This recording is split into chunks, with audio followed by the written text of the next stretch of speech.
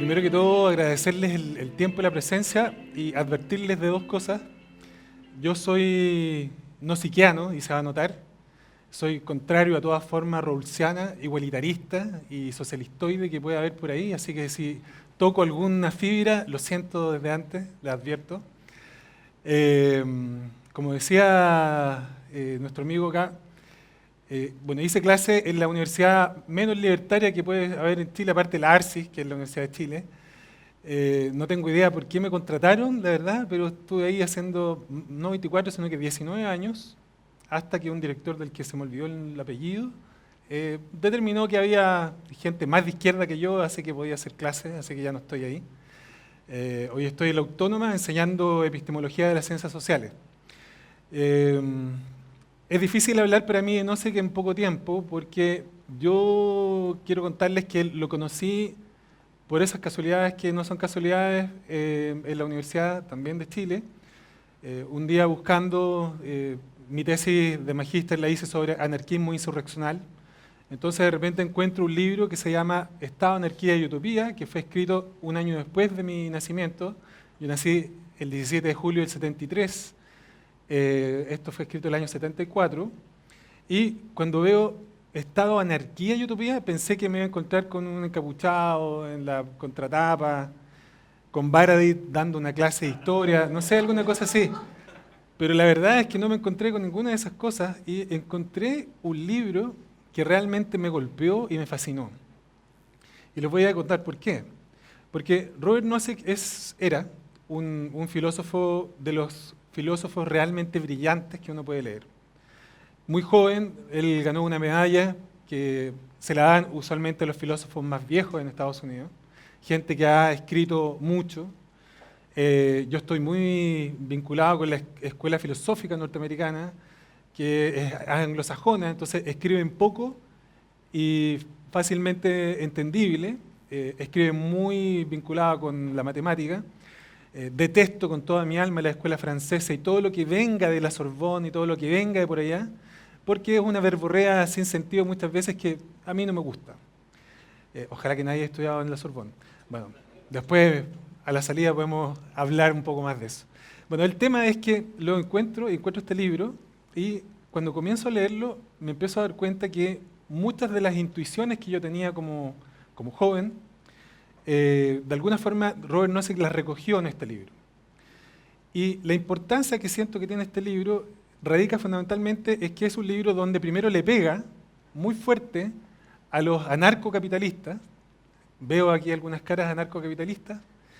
Y luego se da el lujo de golpear, y ahí ya es un festín, tienen que leerlo, sobre todo los que estudiaron con los jesuitas y con toda esa, digamos, cosa socialdemócrata que existe en la Iglesia Católica.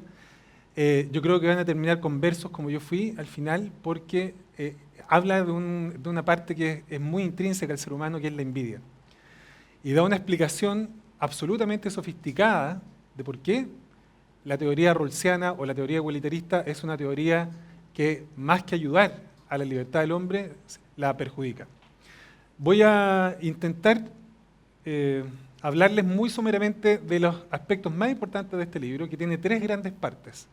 En la primera parte, él da una explicación de mano invisible de cómo podría surgir un Estado, sin llamarlo Estado. ¿Ya? Eso ya es muy difícil. Y ahí empieza a pegarle a los ANCAPs. Luego sigue dando una explicación por qué este Estado no se justificaría y si un Estado mínimo se podría justificar, que es el único Estado que eventualmente puede respetar los derechos individuales. Y finalmente, que es la parte que yo considero más maravillosa y poética de este autor, él habla de la única, no me gustan las palabras únicas, pero él sí lo dice, de la única utopía realmente posible. Tiene otros libros también que se los recomiendo. Hay unos libros de filosofía de él, habla del amor, por qué nos gustan los helados, cosas que los filósofos de repente se ponen a teorizar. Por eso se los comento, muy interesante. Bueno, en la primera parte él dice, y tiene una frase que a mí me marcó, y él dice lo siguiente, dice, los individuos tienen derechos y hay cosas que ninguna persona o grupo puede hacerles sin violar esos derechos. Eso es una frase que de alguna forma es una manifestación.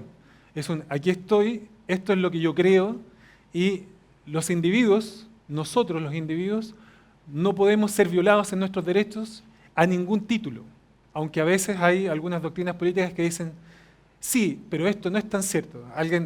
Creo que hay una frase de Benedetti que decía, todas las frases que dicen sí, pero ya destruyen lo lindo que pudo haber sido antes. Entonces parte con esta frase que es muy potente, porque él establece que los derechos individuales son de carácter absoluto. Los derechos individuales para Nozick son precontractuales. Así que si hay algún abogado que se formó en la Universidad de Chile, donde casi todos son positivistas, lo lamento también, porque para Nozick los derechos no emanan de un acto, no emanan de un contrato. Los derechos son inherentes al ser humano, y voy a explicar después por qué. Y además dice, los derechos individuales son preestatales. De ahí supongo que incluso los que son más socialdemócratas o más igualitaristas estarán de acuerdo conmigo. Por lo tanto, él comienza diciendo y fijando que los derechos son siempre de carácter absoluto. Ahora, ¿por qué explica esto? Porque dice, los seres humanos somos valiosos en nosotros mismos. Los seres humanos tenemos un valor que emana de nuestra propia naturaleza. Y da varias explicaciones, yo solamente voy a dar dos o voy a recoger dos. La primera de ellas es que dice, somos seres racionales y segundo, tenemos voluntad. Solamente por ser racionales y tener voluntad, somos seres valiosos. Por tanto, no hay ninguna persona ni grupo de personas que pueda violar esta naturaleza o esta condición humana que por sí misma se antepone a cualquier pacto y que por sí misma se antepone a cualquier Estado. Partiendo de esa base, los seres humanos somos seres únicos, indivisibles e inviolables. Esa es la primera tesis de Robert Nozick. Luego comienza con una explicación que no voy a ahondar en esa explicación para poder avanzar un poco más, pero en la explicación él dice, ¿por qué surgiría un Estado? Entonces él dice, hay individuos que son inviolables, hay individuos que tienen derechos, entonces supongamos que estamos en un estado de naturaleza muy al estilo de Hobbes, muy al estilo hobbesiano. Pero a diferencia de Hobbes, y siguiendo mucho a Locke, Nozick dice, en un estado de naturaleza probablemente va a haber algunos individuos, o casi todos los individuos, que van a estar más preocupados fundamentalmente de algo. Ese algo se llama seguridad individual. Esa seguridad individual es el mínimo común denominador por el cual todos los seres individuales, todos los seres humanos nos agrupamos para defendernos de ataques externos, para defendernos de otras entidades que puedan de alguna forma violar nuestra vida, nuestra libertad y nuestra propiedad. En ese entendido, para Nozick, hay una explicación de mano invisible en el sentido que va a haber algunos seres humanos, algunos individuos que se van a ir agrupando, se van a juntar para precisamente defenderse de estos posibles ataques que alguien, un grupo de personas o alguna persona pueda hacer ante ellos. Cuando comienza a explicar esto, Robert Nozick comienza a decir algunas de estas agencias, porque pueden ser agencias privadas de protección, van a ser más eficientes que otras agencias en defendernos de los ataques externos. Y algunas de estas agencias, cuando estén en conflicto con otras agencias, van a imponerse unas sobre otras. Y con el tiempo va a haber alguna agencia que va a ser mucho más eficiente que el resto de las agencias y va a tener el monopolio de un sector o un territorio en un lugar donde pueda defender a las personas que han sido asociados a este grupo o a esta agencia. Pero ¿qué sucede? Dice Nozick. Esto es el estado ultramínimo. Es un estado donde solamente pueden ser defendidos aquellos que son capaces de pagar una póliza, aquellos que son capaces de pagar un dinero a esta agencia de protección. Y Nozick dice, ¿qué pasa con aquellos que no tienen dinero? ¿Qué pasa con aquellos que son interdictos? ¿Qué pasa con aquellos de los que nadie se puede preocupar u ocupar? Entonces él dice, este estado ultramínimo no es el estado que yo promuevo, no es el estado ideal para mí. Por eso él le pega a los anarcocapitalistas, porque él dice, es necesario un nivel mínimo de estado que asegure algo que se llama seguridad individual. Por lo tanto, pasa nuevamente y dice, si el estado de naturaleza no es un estado ideal, si el estado ultramínimo no es un estado ideal, ¿cuál es el estado ideal que promuevo? Entonces ahí pasa y dice, a través de este método de mano invisible, dice, el estado que yo promuevo es el estado mínimo. que es una suerte de estado gendarme que está fundamentalmente centrado en la seguridad individual y un par de cosas más que las enumera luego en su primer capítulo, en el primer capítulo de su libro, Estado, Anarquía y Utopía. Entonces él dice, esta explicación que yo doy, esta explicación de mano invisible, yo no digo que esto sea un Estado, pero podría ser un Estado eventualmente, y lo deja abierto. Dice, puede que sí o puede que no. Entonces la primera explicación es, así se podría formar un Estado. Y luego pasa a su segunda parte mucho más polémica, que él indica cualquier Estado que exceda de este Estado mínimo, por definición, es un violador de los derechos individuales. Y ahí, cuando yo empiezo a leer este capítulo, yo tenía 18 años, dije, no puedo creer lo que estoy leyendo. Entonces empiezo a buscar y Nozick dice, cuando nosotros tenemos un Estado que excede el Estado mínimo, ¿qué es lo que puede pasar? Puede pasar las siguientes cosas.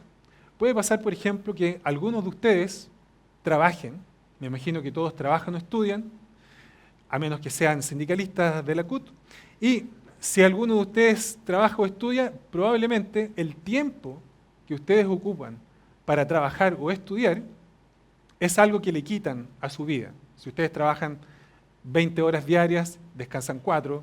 Si ustedes trabajan 8 horas diarias, descansan el resto de las horas. Por lo tanto, lo que dice Nozick en este sentido es, nosotros trabajamos cierta cantidad de horas. Y no es legítimo que alguien, incluso alguien a quien yo no conozco o a quien yo conozco, me haga trabajar algunas horas del día simplemente porque hay algún valor que a esa persona le gustaría cumplir. Voy a ejemplificarlo con algo muy sencillo. Para Robert Nozick, pagar impuestos equivale a los trabajos forzados. ¿Por qué motivo? Porque él dice, dado que los seres humanos, dado que los individuos somos inviolables en nuestros derechos individuales, nadie nos puede obligar a hacer nada que nosotros no queramos voluntariamente. Por lo tanto, si nosotros somos obligados a trabajar algunas horas de nuestro día, algún tiempo de nuestro día, sin nuestra voluntad, ¿a qué equivale eso? Equivale a que yo voy a estar obligado a trabajar para alguien que incluso no conozco, y ese trabajo, que es fruto de mi propia intelectualidad, de mi propio esfuerzo, va a irse a otra persona que yo ni siquiera voy a estar en condiciones de decidir si esa plata se va a él o no. O sea, los recursos que yo genero trabajando en forma individual, alguien, un Estado distributivo, me lo va a quitar y se lo va a dar a otro. Y eso, para Robert Nozick, es moralmente inadmisible. ¿Por qué? Simplemente porque nadie puede usarnos a nosotros como medio, solamente nosotros somos fines. Partiendo de la primera premisa, en el sentido de decir que los seres humanos somos fines en nosotros mismos, en eso es muy kantiano, y no somos medios, nadie nos puede utilizar para ningún fin. No nos pueden enviar a la guerra, no nos pueden cobrar impuestos que nosotros no queremos, no nos pueden obligar a pagarle la vida universitaria a la hija futura de Camila Vallejos, yo voy a hacer todo lo posible por no pagar esa plata, etcétera, etcétera, etcétera. Lo que dice Nozick en el fondo es que no se permite, no debiera ser moralmente permisible ni permitido que ninguna persona use a otra para un fin que esta persona no ha autorizado. No sé si ese punto está claro. Por lo tanto, lo que está manifestando en el fondo Nozick es que esto es un individualismo radical. Yo solamente puedo hacer voluntariamente lo que decido hacer. Si alguien quiere hacer algo conmigo, yo tengo que tener la anuencia, yo tengo que voluntariamente estar de acuerdo con esa imposición. Por eso Nozick dice, cada vez que usted paga un impuesto, cada vez que usted de alguna forma es obligado por el Estado a hacer algo que usted no quiere hacer, usted en el fondo está siendo co-gobernado en su libertad. En el fondo usted está siendo interdicto. Usted no es realmente libre. Y de verdad no somos realmente libres. Entonces pasa de esta teoría individualista, radical, y sostiene que nadie nos puede obligar a hacer algo que nosotros en esta posición no queremos hacer. Por lo tanto, ¿qué sucede con esto? Esto tiene varias consecuencias. La primera dice, dado que nosotros somos inviolables, viene la cuestión de cómo nosotros adquirimos cosas. Entonces, nosotros adquirimos cosas de 3 modos. Primero, nosotros adquirimos cosas por un justo título, cosas que no eran de nadie y nosotros justamente las adquirimos con nuestro trabajo o con nuestro esfuerzo, y son propias nuestras. La segunda forma es si alguien nos transfirió esa cosa de manera justa. Y lo tercero, que es cuando hemos sido violentados en la adquisición de alguna propiedad nuestra, entonces a través de esta agencia dominante, nosotros pedimos la intervención de esta agencia dominante y se corrigen esas situaciones en que a nosotros se nos haya quitado algo que legítimamente nosotros adquirimos. Por lo tanto, ¿qué es lo que dice Nozick? No hay tal problema de redistribución. No hay tal problema de redistribución. Por eso Nozick promueve algo que se llama justicia retributiva. Porque él dice, si yo te doy a ti algo que tú quieres y tú lo recibes bien, esa transacción es justa en sí misma y no es necesario ninguna redistribución. Y él pone un ejemplo que es muy claro. Habla de un basquetbolista de los años 70, no sé si a alguien le gusta el básquetbol, que se llama Wilt Chamberlain. Entonces él da un ejemplo que es muy entretenido porque él dice, ¿en qué me afecta a mí como filósofo que este señor Chamberlain, que en esa época tenía un récord, no sé, creo que jugaba en los New York Knicks, entonces tenía un récord muy grande, entonces él invocaba cada vez que jugaba partidos. Entonces mucha gente gastaba 50 centavos de dólar y lo iba a ver. Entonces este señor se hizo millonario, este basquetbolista, como hoy día los basquetbolistas norteamericanos se hacen millonarios cuando uno los va a ver. Entonces él dice, Nozick dice, ¿en qué me afecta a mí que este señor sea multimillonario si él recibió de una manera justa esta plata que la gente voluntariamente quiso entregarle a él? ¿En qué me afecta a mí? ¿Yo soy más pobre acaso de lo que era antes? O sea, uno es la pobreza relativa. Yo soy pobre en relación tal vez a él, pero yo no soy perjudicado porque él es rico. ¿Me entienden? Hay una diferencia muy grande entre que él me dañe, dado una acción específica que él haga, o bien que él se haga rico sin que me dañe. Entonces, aquí hay todo un tema, porque usualmente en las teorías igualitaristas hay una suerte de valor donde se dice los más ricos tienen que pagar más plata a los pobres. Y ese no es realmente el problema. El problema no es realmente que haya gente muy rica, el problema es que a lo mejor hay muchas personas que no tienen el nivel mínimo de acceso a bienes. Pero que una persona sea muy rica no necesariamente a mí me perjudica porque yo no tengo el mismo nivel de riqueza. Eso es lo que en el fondo sostiene Robert Nozick. Entonces, esto es complejo porque en el fondo él señala el problema de la igualdad no es tal, o la desigualdad no es tal. De hecho, una consecuencia lógica en el pensamiento nozickiano es que la desigualdad a nosotros, en vez de perjudicarnos, sí nos ayuda. Porque la desigualdad, una de las características que tiene es sacar las diferencias individuales y hacer que esas diferencias individuales rijan en el mercado. Entonces aquí viene otra consecuencia. Él dice, nosotros no promovemos, él no promueve una justicia distributiva solamente por un motivo. Porque en las sociedades distributivas, qué elementos, pautas existen en el fondo para distribuir el dinero o distribuir los recursos? Una pauta. Entonces alguien le dice a ustedes, no, las personas de mérito son las que tienen que ganar más plata. Las personas que cumplen ciertos requisitos tienen que ganar otra. Pero el mercado no funciona así. ¿Cuántos artistas se mueren de hambre porque nadie compra sus cuadros? ¿Cuántos músicos se mueren de hambre porque nadie compra su música? Hoy día nosotros tenemos reggaetón, ¿ya? Pero también tenemos orquestas o también tenemos gente que toca en la filarmónica. A mí me gusta Metallica, ¿ya? Y tengo una novia que le gusta Inti Illimani, ¿ya? O sea, yo no soporto Inti Illimani, digamos, pero a ella le gusta, ¿entienden? Y hay gente que incluso los va a ver, ¿ya? Y a mí me dice, ¿cómo hay gente que va a ver a Metallica? Bueno, a mí me gusta Metallica, pero ¿cuántos grupos del estilo de rock que a mí me gusta existen y no son famosos? Es porque el mercado premia lo que el mercado quiere premiar, y simple, y se acabó. No hay más que eso. Por eso Marx se equivocó en su teoría del valor, porque el valor de algo no depende del trabajo socialmente que yo invertí en construir eso. El valor de algo depende por lo que yo pago por eso. Si yo construyo algo y me demoro 25 años en construir algo y nadie lo compra, quiere decir que el valor de eso es cero. Por eso toda la teoría marxiana, keynesiana y todos los siana que tienen que ver con socialismo, todos están totalmente equivocados en este punto.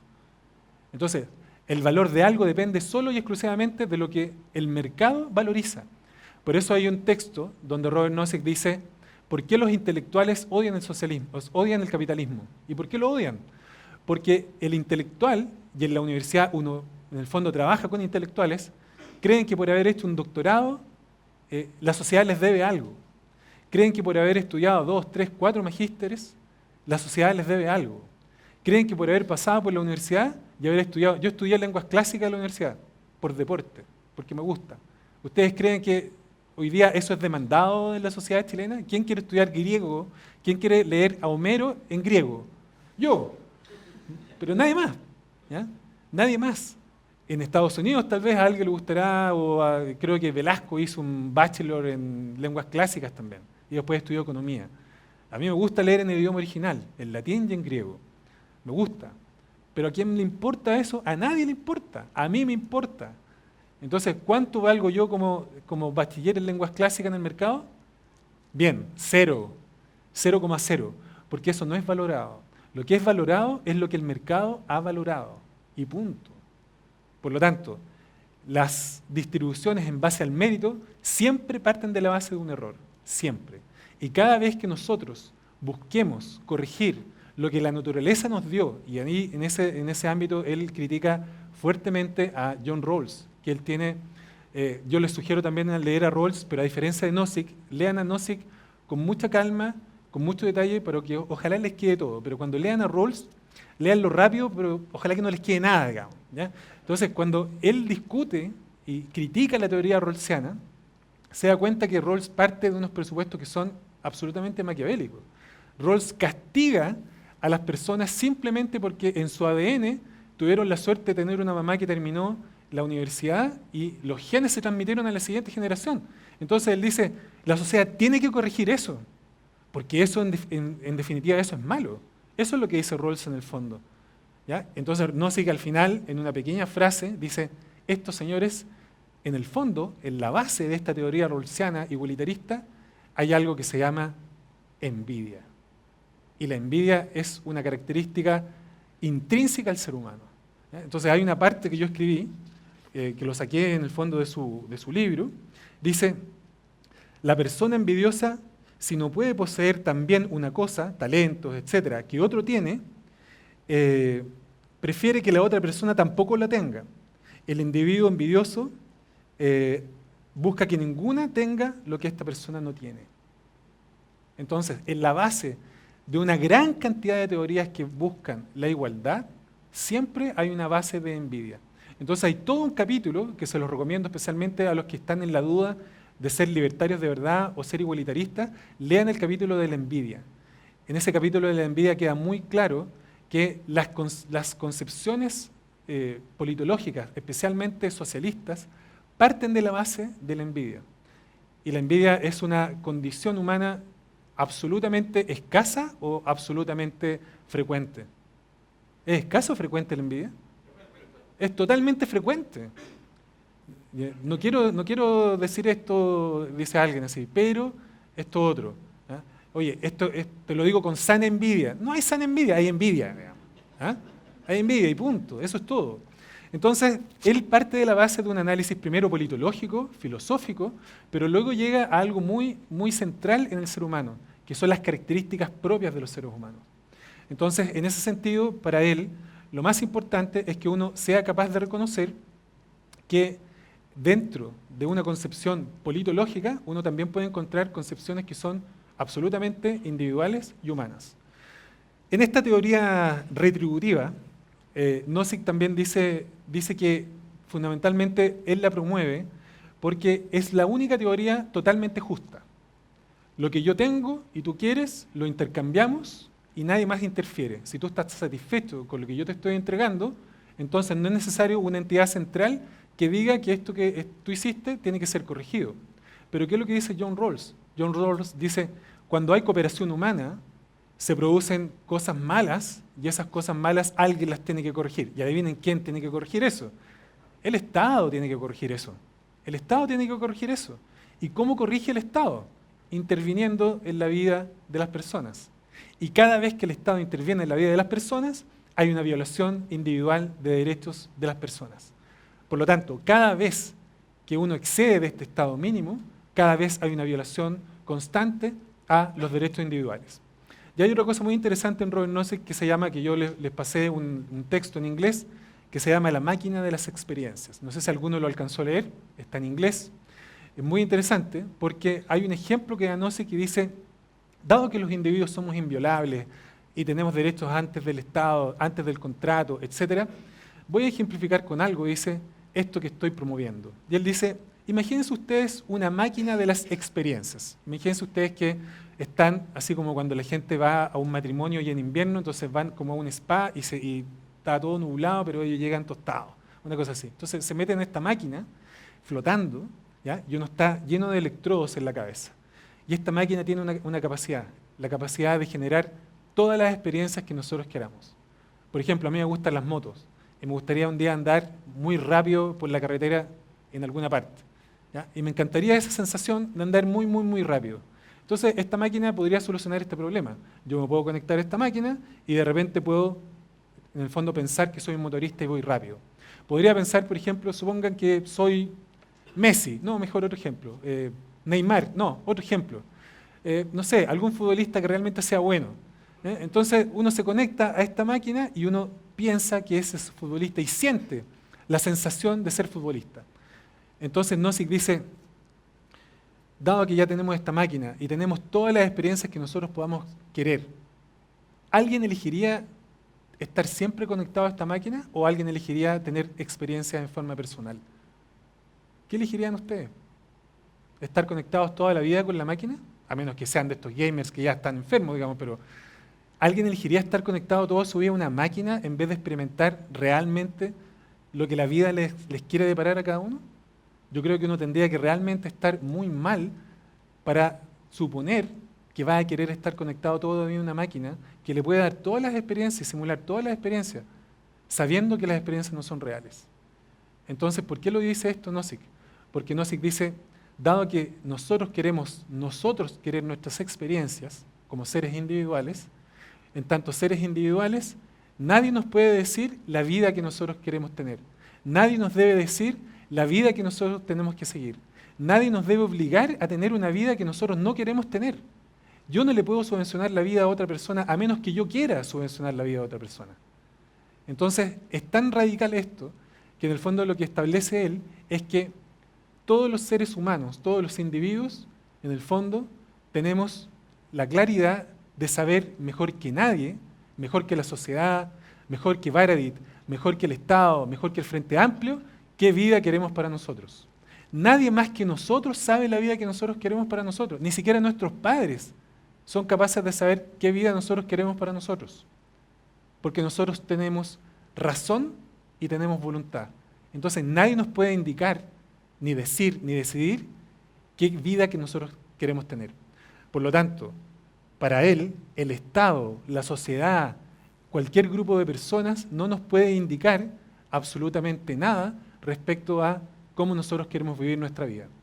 Y aquí, bueno, ya me salté todos los capítulos que me podía saltar, porque es un libro bastante extenso, pero voy a llegar a la parte final para poder tener alguna interacción con ustedes, preguntas y respuestas, si a ustedes les interesa, que tiene que ver con la utopía que Nozick propone. Entonces, yo dije, ¿cómo un libertario propone una utopía? Yo soy contrautópico, pero él es utópico. Entonces, en el último capítulo, que son las últimas 28 páginas, 29 páginas, Nozick dice utopía. Entonces empieza a explicar por qué todas las otras utopías son utopías que fracasan y fallan. El nazismo falló, el comunismo falló, el socialcristianismo falló, todas las utopías, todas han fracasado. Y fundamentalmente fracasan por algo. Fracasan porque obligan al ser humano. Entonces, ¿cuál es la propuesta utópica de Nozick? Nozick dice, la única utopía que es capaz de contener todas las utopías es la utopía libertaria. Y lo explica con dos condiciones. Condición número 1, que todas las utopías que estén insertas dentro de la utopía libertaria, nadie las intente imponer a los otros. Entonces, por ejemplo, usted quiere vivir como los nazis, salude así todo el día si quiere, digamos. ¿Ah? Marche todo lo que usted quiera. ¿Ah? Mátese entre sí si usted quiere, pero no mate a nadie que no quiera ser asesinado. Usted quiere ser comunista, bueno, siga viviendo en La Reina, perdón, bueno, los comunistas no viven en La Reina, digamos, viven, no sé dónde viven, digamos, pero en alguna parte. Si usted quiere ser comunista, ok, pero no me pida a mí aumento de impuestos para subvencionar la carrera de la diputada que yo ya nombré, que no voy a nombrar de nuevo porque me puede pasar algo, digamos. ¿Ok? Entonces, si usted quiere ser comunista, si usted quiere ser nazi, si usted quiere ser demócrata cristiano, si usted quiere ser igualitarista rawlsiano, que ojalá no ande cerca mío, pero cualquiera de esos, usted viva su utopía, pero no obligue a otros. No obligue a otros. La primera condición es no obligar a otros. ¿Y cuál es la segunda condición? Si a mí no me gustó lo que había adentro, me puedo salir en cualquier momento. ¿Ya? Entonces ejemplifica con otro texto. Dice, en uno de sus textos, y con esto voy terminando la intervención, Nozick dice, ¿quién elegiría el socialismo? En un texto famoso, en un libro que se llama, se los recomiendo, Puzzles Socráticos. Entonces Nozick en ese ámbito dice, ¿quién elegiría el socialismo? Entonces ejemplifica con Israel. Ustedes saben que en Israel existen los kibbutz.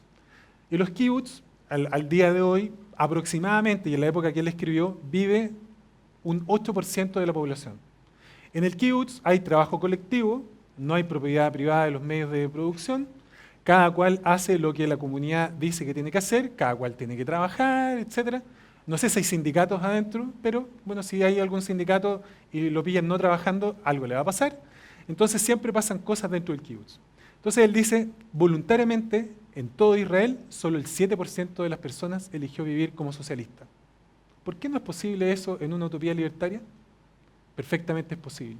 Entonces, la utopía promovida por él tiene esas dos condiciones, y si ustedes me preguntan, mi humilde opinión, intenté reflejar lo más posible el pensamiento de Nozick, siento que es la única forma en que no nos matemos mutuamente, la única forma en que realmente exista tolerancia mutua, es que si alguien quiere vivir el estilo de vida que quiere vivir, que lo haga, pero que no obligue a otros. Muchas gracias.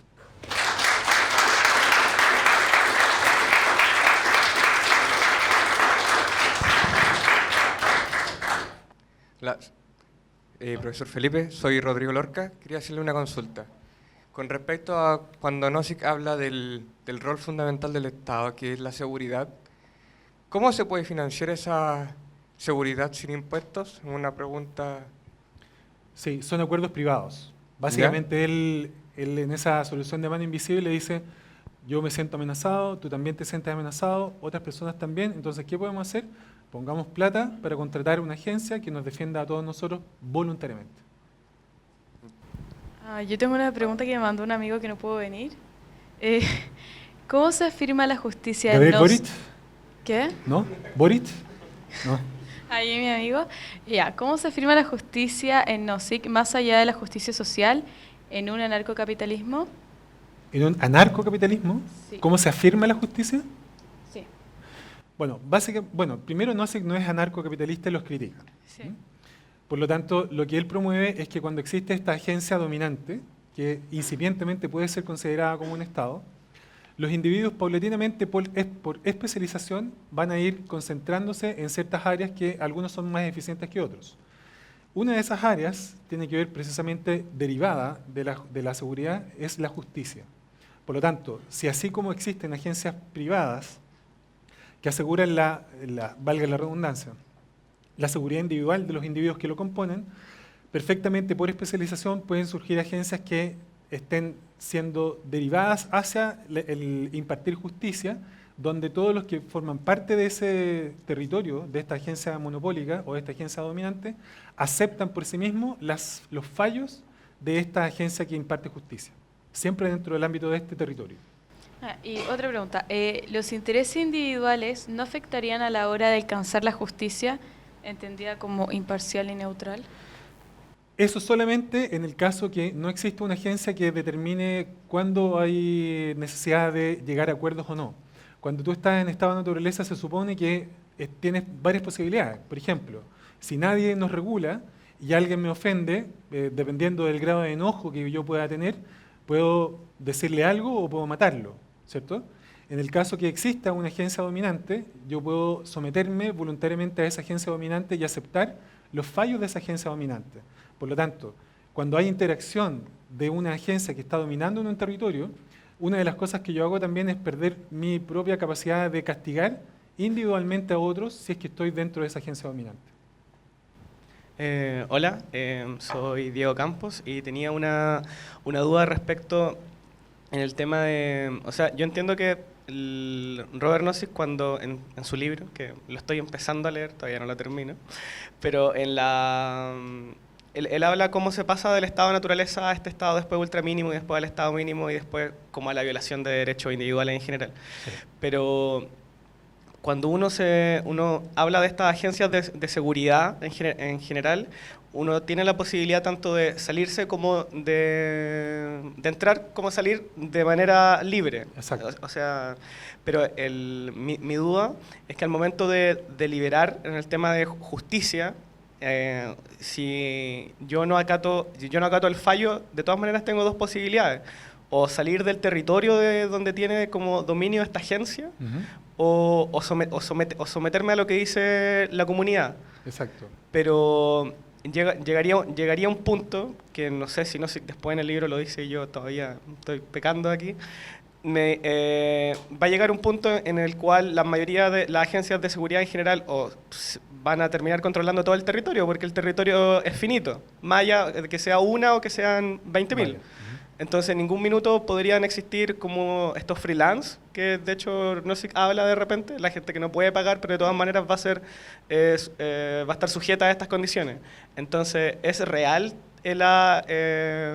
¿Podría ser real esto de salirse como de entrar dentro de un sistema de territorio de esa manera? Sí, claramente, porque en la definición que él hace del surgimiento por mano invisible, él dice va a haber varias agencias que van a estar compitiendo al mismo tiempo. Entonces algunas van a dominar en algún momento una parte del territorio, pero no todo el territorio, porque además es muy costoso dominar grandes espacios de territorio.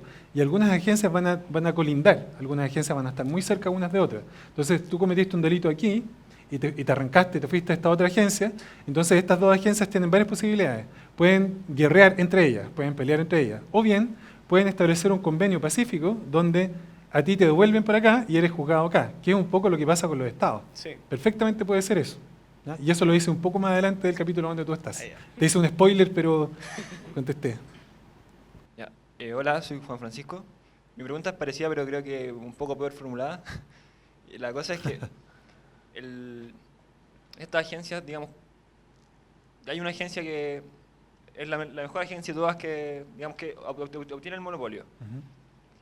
¿Cómo limitar el poder de esa agencia? Porque, digamos, esa agencia después podría decirme, no sabéis que yo ya no te quiero pagar. Pero al tener el monopolio de fuerza física, es que ya no es opción tuya. Ahora te obligo a pagarme. Entonces, ¿cómo limitar eso? Es muy buena tu pregunta, muy buena, y está bien formulada. Ah, ya. ¿Ah? Te saco de la duda inmediatamente. Mira, él parte de la base en que existen varias agencias compitiendo al mismo tiempo, ¿ya? O que varias se van a ir especializando al mismo tiempo. Entonces, ¿qué pasa si yo estoy en una agencia donde cometen delitos en contra mía y esa agencia es ineficiente en perseguir a los que cometen delitos en contra mía? Yo tengo varias alternativas. Puedo usar la justicia, puedo usar el AK-47 que tengo guardado en mi almohada. Primera cosa, lo puedo sacar. Puedo sacar un Rottweiler que tengo ahí alimentando hace mucho tiempo y te lo puedo tirar. Puedo hacer eso. Pero puedo hacer otras cosas también. Puedo irme. Puedo cambiarme. Puedo pedir otra agencia. Y puedo decirle a otros, ¿saben qué? Esta agencia es ineficiente en defenderme y en defendernos. Por lo tanto, ¿qué podemos hacer? Irnos de esta agencia. ¿Qué les pasó a los ingleses cuando fueron perseguidos por sus convicciones políticas religiosas? ¿Dónde se fueron los ingleses? A Estados Unidos. Y fundaron las 13 colonias. Entonces, en una situación de estado de naturaleza, yo me puedo ir a cualquier lugar donde me sienta mejor defendido, que es donde hoy día estoy. En la práctica, uno puede decir, a lo mejor eso no pasa siempre, pero incluso los cubanos, que están en uno de los peores regímenes que uno puede vivir, un régimen socialista declarado, ellos también escapan. Los venezolanos también escapan, los argentinos también escapan. Espero que los chilenos no nos tenga que pasar eso. Pero la gente puede escapar de un lugar donde sus derechos individuales no son adecuadamente defendidos. Entonces, pueden tomar la justicia en sus manos, perfectamente lo pueden hacer y ser sancionados por la agencia dominante en ese momento. Pero también pueden decir, en otra agencia, ¿saben qué? Esta agencia es débil y no defiende adecuadamente. Entonces, ¿qué puedo hacer? Me puedo cambiar y me puedo ir. Y esa otra agencia, al final, si realmente es capaz de defender los derechos individuales, no se asegura que por mano invisible, simplemente por mano invisible, va a tener el monopolio más fuerte de la fuerza. Piensen ustedes en la historia. Los reinos combatientes de China. De todos los reinos combatientes de China, que es donde se sacó, en mi interpretación, la idea original de Game of Thrones, ¿ya? En todos esos reinos combatientes, ¿qué reino prevaleció? Uno solo, que fue el capaz de dar paz a ese momento en China. Y cada vez que hay guerras civiles, por lo menos en la época medieval, hay un solo reino que se impone sobre los otros que es capaz de asegurar la individualidad o los derechos individuales sobre atacantes externos. Entonces, la explicación que en el fondo da Nozick es, la puedes tomar tú como represalia, o puedes encargarle a otros, o puedes cambiarte de agencia si es que no eres adecuadamente defendido. Cualquiera de esas alternativas. Siempre hay alternativas. Por lo menos en el libertarismo siempre hay. Hola Felipe, mi nombre es Clemente. Yo te quería preguntar cómo respondes a este tipo de gente que dice que uno en realidad no tiene libertad, ya sea por constructos sociales, la publicidad y ese tipo de cosas. Bueno, me dan urticaria, porque yo siento que, bueno, esto es muy, muy francés, ¿ah? Es muy francés sostener que nacemos buenos y la sociedad nos va corrompiendo. Yo, si hay alguien que detesto más que a Marx, es a Rousseau, ¿ah? Porque Rousseau además era mal padre. Rousseau tiene un libro, Rousseau era como el Baredit, pero del siglo XIX. Porque Rousseau tiene un libro que se llama El Emilio o de la Educación. Y si le hacemos caso a Paul Johnson, Baredit Rousseau, Rousseau Baredit, abandonó a sus hijos. Los dejó abandonados, a su suerte. Mientras él filosofaba, tomaba café, caminaba, etc. La incoherencia de esta gente es muy grande. Entonces, él después tiene este libro que es muy nefasto, que se llama El Contrato Social, donde por primera vez se esboza, para mí, fuertemente en Occidente el totalitarismo, donde él habla en el fondo de esta voluntad general que nunca se equivoca, jamás se equivoca. Entonces, esta voluntad general es tan perfecta que incluso puedes ir a la muerte, producto de esta voluntad general, e ir bien a la muerte. O sea, y nadie se preocupa de esta condición tuya de inocencia. Entonces, hay todo un pensamiento socialdemócrata, francés, etcétera, que asume que la sociedad, uno nace bueno y nos va corrompiendo. Yo no creo que uno nazca ni bueno ni malo, uno nace. Uno es influenciado por el ambiente, por los genes, es influenciado. Hoy día, por ejemplo, a mí me gusta mucho la neurociencia. En neurociencia hoy día se conocen cosas que hace años atrás no se sabían. Por ejemplo, una persona puede ser hijo de un psicópata, ¿ya? Y a lo mejor tener un gen que de alguna forma puede gatillarse, pero con un adecuado contexto social puede que esa persona sea sana toda la vida. ¿Me entiendes? O sea, no es que la sociedad determine lo que uno es. De hecho, hay un autor que a mí me encanta, que se llama Boris Cyrulnik, que, entre otras cosas, perdió a toda su familia a los 6 años de edad por estos creyentes en el socialismo. Él perdió toda su familia en un campo de concentración. Se salvó escapándose en una cloaca. Y hoy día es el exponente más importante, el experto más grande respecto de la resiliencia. Entonces, Boris Cyrulnik dice que una persona puede ser siempre alguien o algo, independientemente de cuáles son las condiciones que pudieron haber determinado a esa persona. Entonces, yo soy de los creyentes que piensa que una sociedad no tiene por qué determinar lo que yo voy a hacer, porque además, desde la ontología del lenguaje, uno nunca es, uno siempre está siendo. Yo siempre estoy siendo, nunca soy. Por eso cuando yo soy consultor, entonces cuando voy a alguna parte y a la gente me dice, no, yo soy así, no, uno no es así, uno siempre está siendo así. Yo soy enojón, no, tú has sido así o estás siendo así, pero puedes ser de otra forma. Porque cuando yo hablo del ser, es inamovible el ser. Cuando yo hablo del ser está siendo, cuando hablo del gerundio, doy posibilidad de cambio. Entonces, la sociedad no determina lo que yo soy, la sociedad no determina lo que yo puedo llegar a ser. Solamente eso es determinado por mi propio intelecto, por nada más. Humberto Maturana dice, los límites del ser humano son los límites que tiene nuestra propia biología. O sea, yo puedo llegar hasta donde mi biología llega, no puedo llegar más allá. Ese es el límite que tengo, no la sociedad. Entonces, toda esta idea rusoniana, léanlo también, pero ese sí, léanlo muy rápido y bótenlo, digamos, a la basura. El contrato social es una de las cosas más nefastas que alguien ha escrito en la vida, y más encima del Emilio de la educación. Yo te lo digo porque tengo estudiantes de primer año en la Universidad de Chile que llegaban fascinados porque habían leído Rousseau, hasta que me escuchaban hablar de Rousseau. Entonces yo no creo eso, para nada. Pongámonos en un escenario medio utópico, hablando de utopía, fantástico también, que no sé, resucitamos a Lastarria y que todo a usted le da por la política y termina de senador, Roberto Ampuero, presidente de Chile, Axel Kaiser, ministro del Interior. Y Mauricio Rojas está en el... y llegamos todos a eso. Okay. Y empiezan a jugar a lo que ellos saben que para dónde va la cosa y terminamos con un estado... no ni siquiera estado mínimo, ¿no? Pero empezamos a disminuir y llegamos a esto de Nozick, más o menos. ¿Cómo afecta la relación, cómo afectaría en las relaciones con los países que no adoptan un estado tan pequeño? ¿Cómo se relaciona un país con un estado muy mínimo con otro potente, gigante, o como Estados Unidos, por ejemplo? Es una pregunta muy compleja, pero muy simple a la vez. Los seres humanos siempre vamos donde nosotros queremos ir.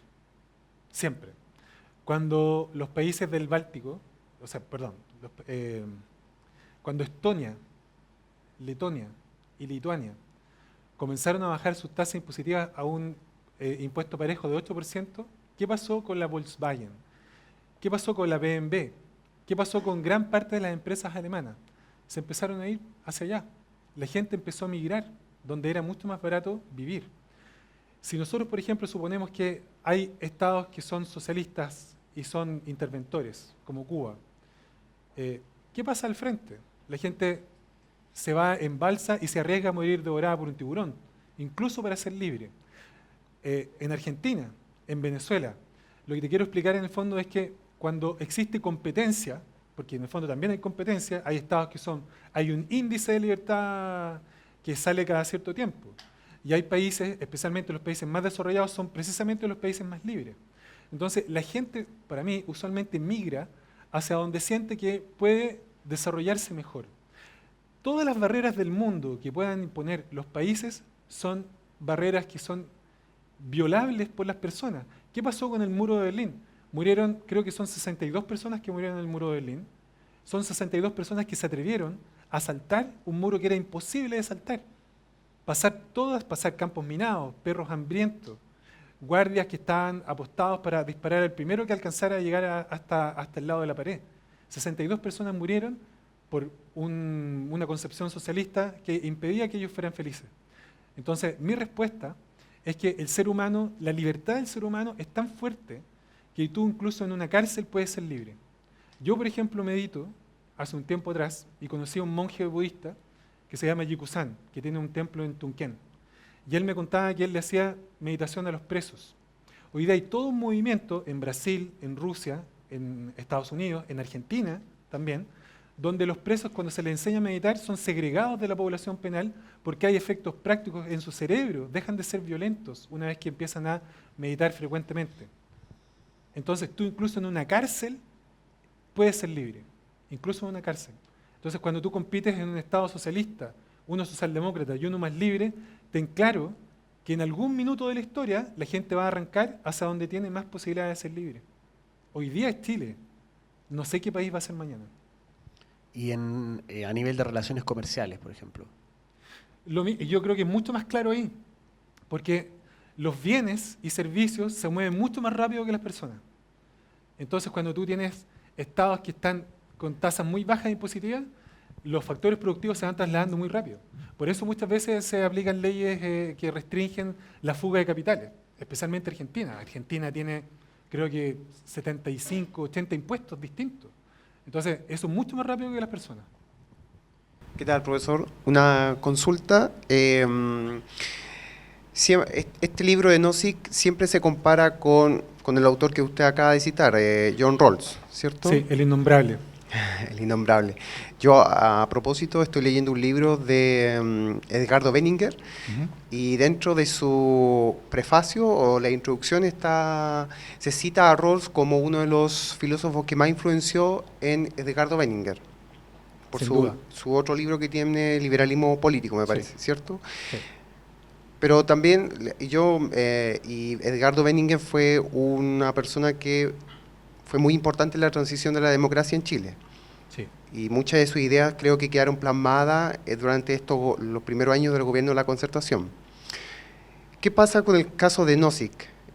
¿Dónde sus ideas han influenciado, en qué partes concretamente, en qué políticas públicas, en qué áreas de algún gobierno local o algún país como Estados Unidos puede ser, ha influenciado en, no sé, pues, en ciertos proyectos, ciertas reformas que se han hecho? ¿Cómo ha influenciado Robert Nozick desde su filosofía en proyectos concretos en algún lugar específico? Voy a partir hablando del malo. John Rawls hoy día es considerado uno de los autores filósofos políticos que más influye en las decisiones de la Corte Suprema de Estados Unidos. Desgraciadamente es así. ¿Por qué es así? Porque el mainstream político norteamericano es fundamentalmente rawlsiano. Los liberals están por todo Estados Unidos, por todo Estados Unidos.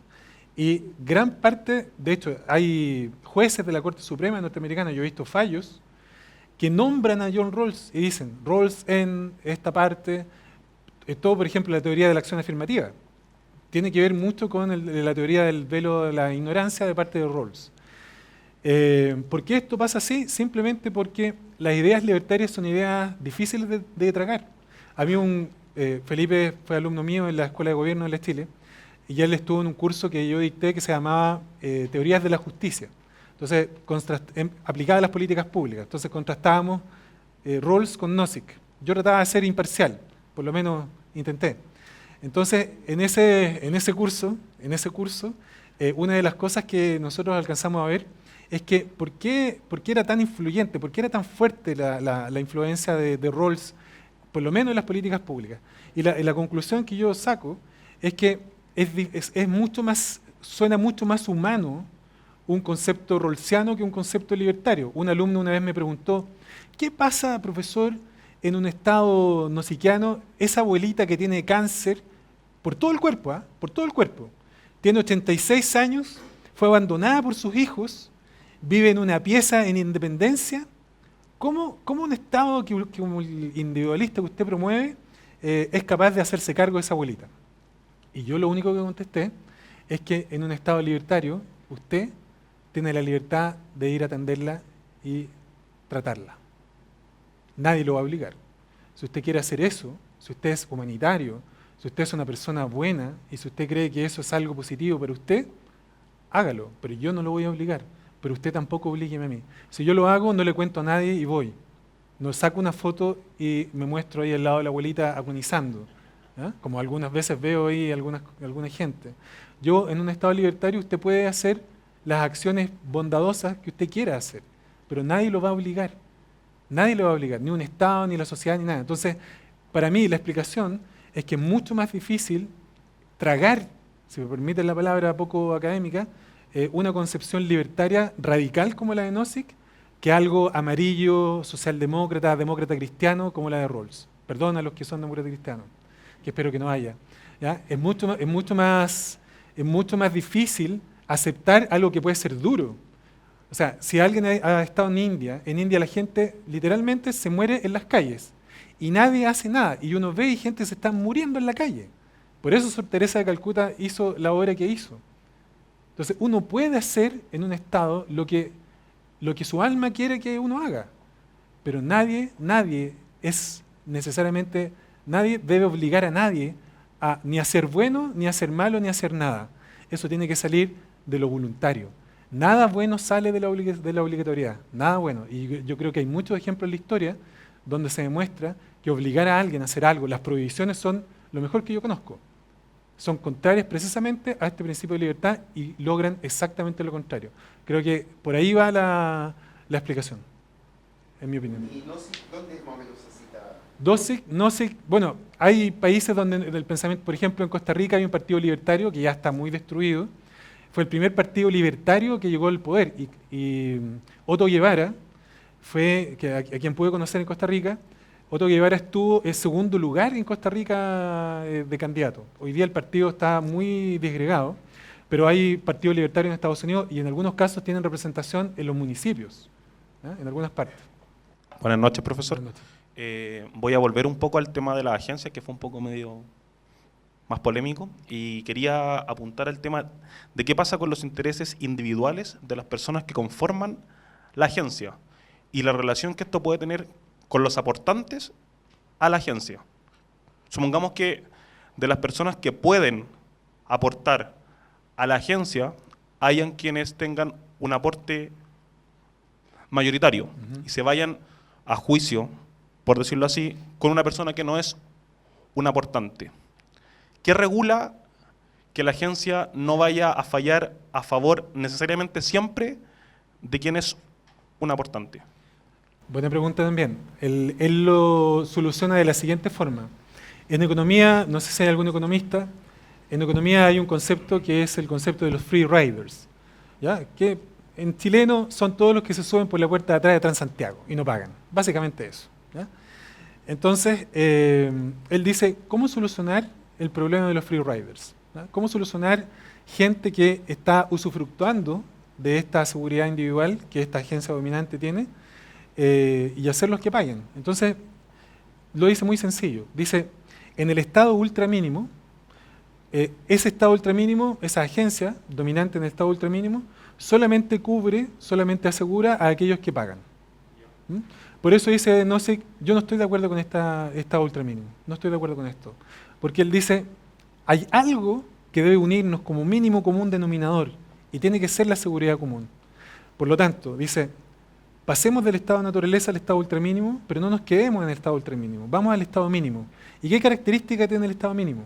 El estado mínimo tiene la característica que incluso al free rider también lo cubre, también lo asegura, también le apoya, aun cuando no tenga plata para pagar, o incluso si es que no quiere pagar, derechamente también lo apoya. ¿Cuál es el beneficio de eso? El beneficio de eso es que cuando se logra un nivel mínimo de seguridad, se logra algo que Hobbes intentó señalar en su libro Leviatán, que es la paz social, con la única diferencia que Hobbes crea por eso se llama Leviatán, que es un monstruo bíblico, donde este Estado, en el fondo, no se preocupa de los derechos individuales, sino que se preocupa simplemente de promover la paz social, a diferencia del Estado mínimo nosiquiano, donde la razón de ser del Estado es defenderte a ti y a mí, de los ataques de otros, incluso si tú no pagaste. Esa es la solución que da Robert Nozick. Profesor Felipe, muchas gracias por haber estado hoy día con nosotros. Gracias a usted. Un fuerte aplauso, por favor.